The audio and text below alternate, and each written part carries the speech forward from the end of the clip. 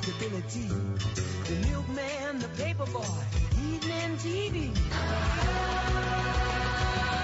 Everywhere you look, there's a heart, a hand to hold on to. Everywhere you look, there's a place of somebody who needs you. Everywhere you look, when you're lost out there and you're all alone, life is waiting to carry you home. Everywhere you look. Yeah.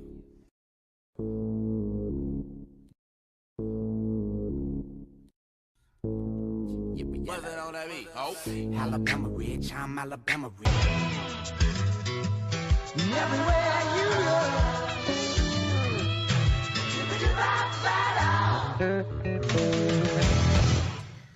Greetings, and today, for the first time ever, we are going to look at a very depressing play by Arthur Asher Miller, an American playwright who lived through the Great Depression, which most likely influenced him to write this saddening piece of brilliance.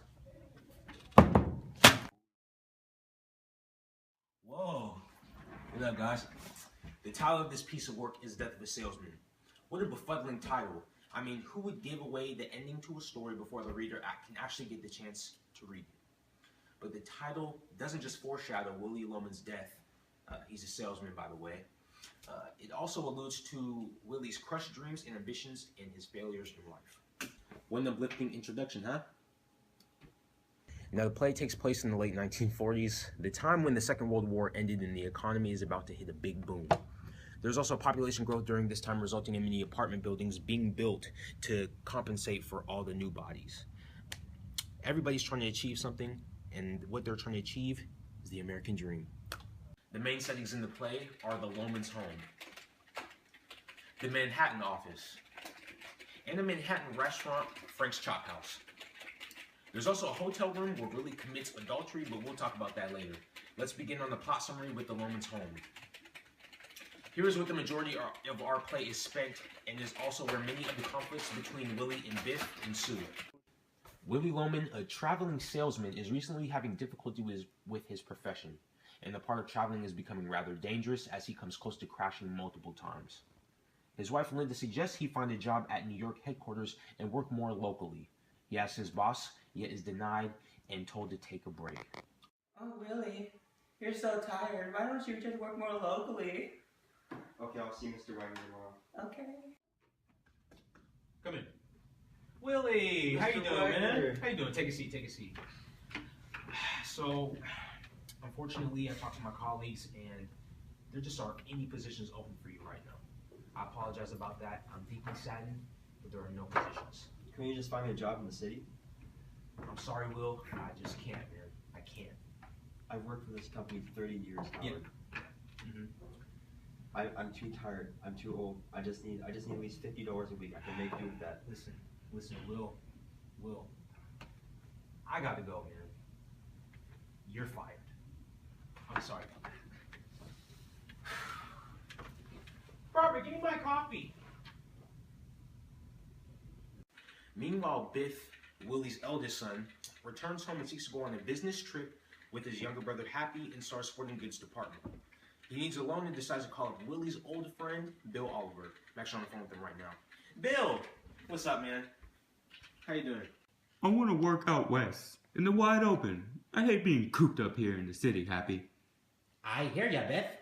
I know. I'll call Bill Oliver, my old employer, see if he can give us a loan. Oh, gee, what an idea. Ha!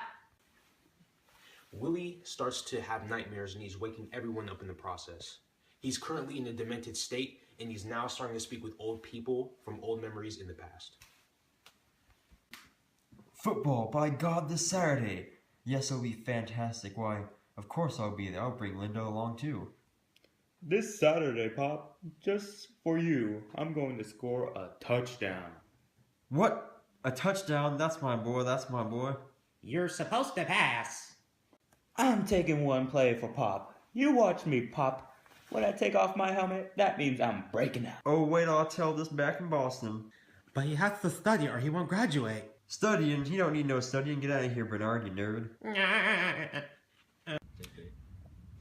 As portrayed, Willie thinks highly of Biff, and he thinks that all you need to achieve the American dream is attractiveness.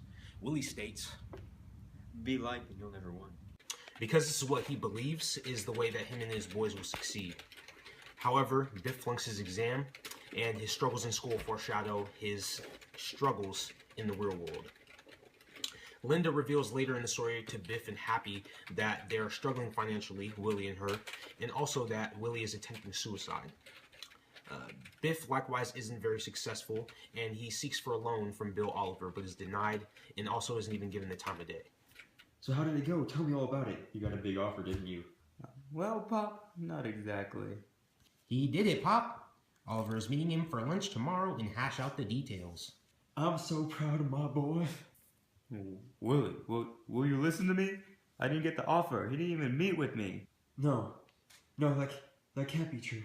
Mrs. Lemon. What is it, Bernard? Math! Biff flunked math! Biff, you flunked math? What? What are you talking about? Happy and Biff ditch their father to go meet some girls. They return home later, but to a mad mother.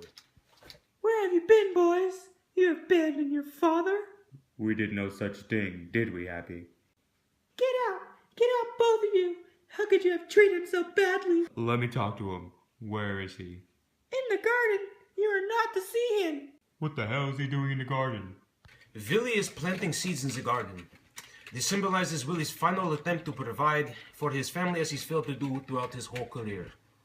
Pop, what are you doing? Where the hell is that seed? You can't see anything out here. They boxed a whole goddamn neighborhood in. There are all people around here. Don't you realize that? I'm busy, don't bother me. I'm leaving, Dad. I'm never coming back. Shakes hands, Dad. Not my hand. I was hoping not to go this way. You're ruining your life because of spite. No, I'm not. Spite. There's no place in this world for you. I am a leader of men, Willie, and neither are you. You were never anything but a hard-working drummer who landed in the ash can all like the rest of them. I am a $1 an hour, Willie. I tried 7 states and couldn't raise it. $1 an hour. Do you gather my meaning? I'm not bringing home any prize anymore. You're going to stop waiting for me to bring them home. In the end, Biff cries into Willie's arms and begs his father to let go of that phony dream and burn it before something happens. Willie, realizing that his son actually loves him, is overcome with joy, and when his son goes to bed, Willie's demented mind gives him the only solution to provide his sons with the American dream.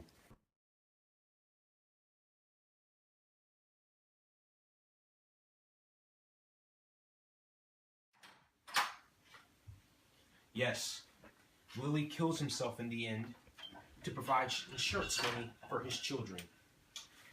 The money in this scene symbolizes the riches that Willie will give to his children after his death. So now for some important quotations. He talks to himself. Most of the time he's talking to you. Here Happy is describing Willie when he goes off on his demented rants, thinking that he's back in the past. In those delusions, Willie is recollecting about hopes he had for Biff and the dream that he would obtain the American dream when he grew older. However, Biff never amounted to his father's expectations, and it resulted in Willie's condescending attitude towards his son, but nevertheless still remains optimistic for his future, especially when Biff mentions meeting with Bill Oliver.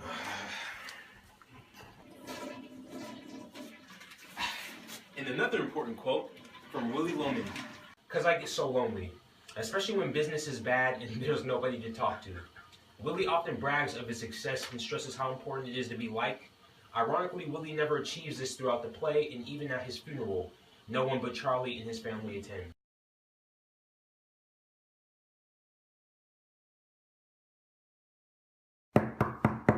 Shh! Go hide in the bathroom.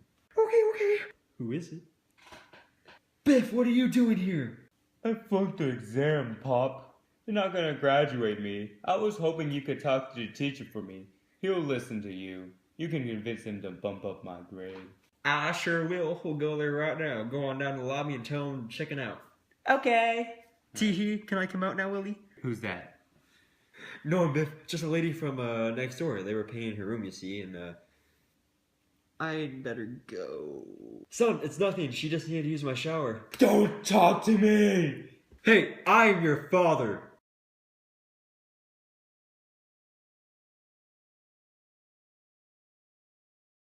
Now let's move on to some illusions in the play.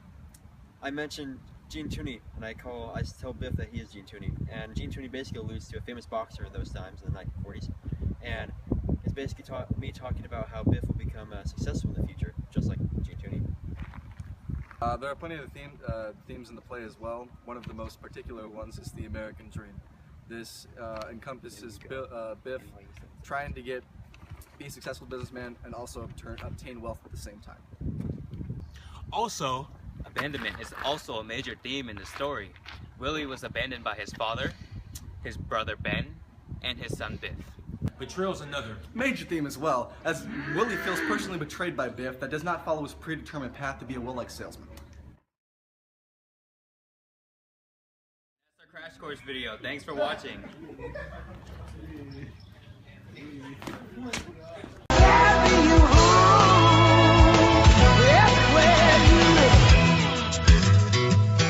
Everywhere you look,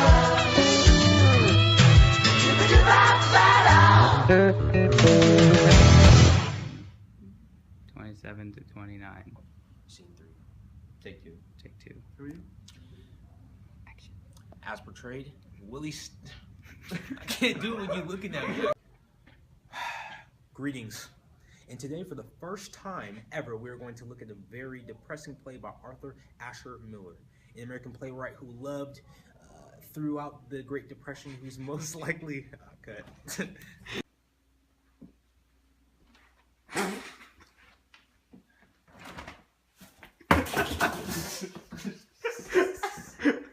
Boomer. Your boob fell out. And my hair. The title of this piece of work is Death of a Salesman. What a befuddling title. I mean, who would give away the end of the story before the reader even has a chance to read it? Before the reader can actually get to it, the title doesn't dang it. The title of this piece of work is Death of a Salesman. What a befuddling title. I mean, who would live... How hard is it to just find a job for me in the city? I'm sorry, Willie, but I can't. I remember back when your father said, you know, I'm pregnant. I said, hey, why don't you name the kid? When he asked me. And I said, why don't you just name him? Sorry, Willie. No. I named you. You're fired. No. Oh, Willie, you're so tired. Why don't you work more locally? I can't do it. Now, the play takes place in the late 1940s, the time when the Second World War ended and the American economy is about to hit a big boom. There's also a population growth during this time, resulting in many apartment buildings and additional housing. This time period is very important as America is about to build itself and everyone wants to achieve. Willy Loman, a traveling salesman, is recently having difficulty with his profession, and the part of traveling is becoming rather dangerous as he becomes... Now, the play takes place in the late 1940s, the time when the Second World War ended and the economy is about to hit a big boom. Oh my God. There's a population growth at this time, so... No. Betrayal is another. Oh my God. Okay, take two, last lines of scene 4 and action. Betrayal is another. Major theme as well as major theme as Willie feels. Okay, so Alright, last lines of scene 4, take 4 and action.